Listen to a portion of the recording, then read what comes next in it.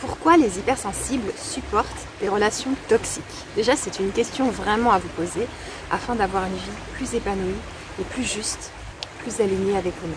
Je suis Annelise Robert, praticienne en DEMOCA, en régulation émotionnelle et coach santé. Alors, pourquoi les hypersensibles supportent des relations toxiques?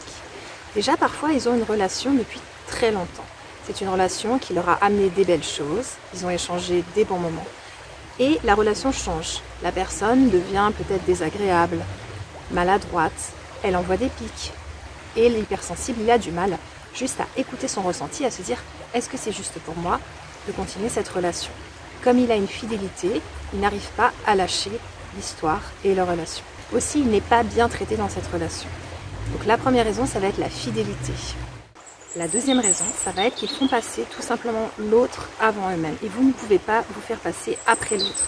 Tout simplement parce que vous êtes la personne la plus importante au monde. Et c'est vraiment important que vous puissiez vous considérer comme cela et vous faire passer en priorité. En effet, si vous ne prenez pas soin de vous, vous ne pouvez pas prendre soin des autres. Donc vous êtes en premier.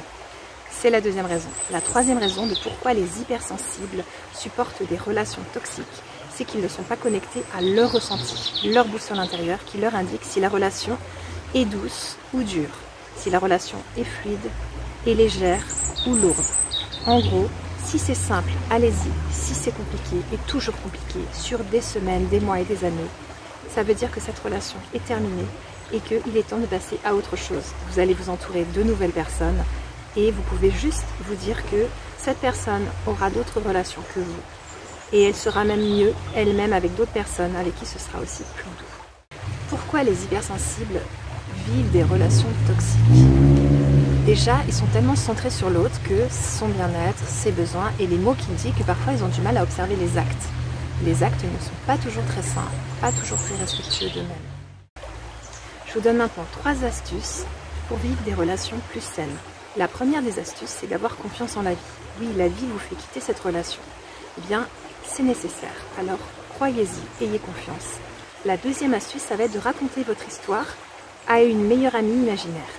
Qu'est-ce que cette meilleure amie vous dirait si vous racontez votre relation avec cette personne et qu'elle est compliquée, la relation est distante, froide et difficile à vivre? Je pense que votre meilleure amie vous dirait « Ouh là là, là, c'est vraiment difficile pour toi.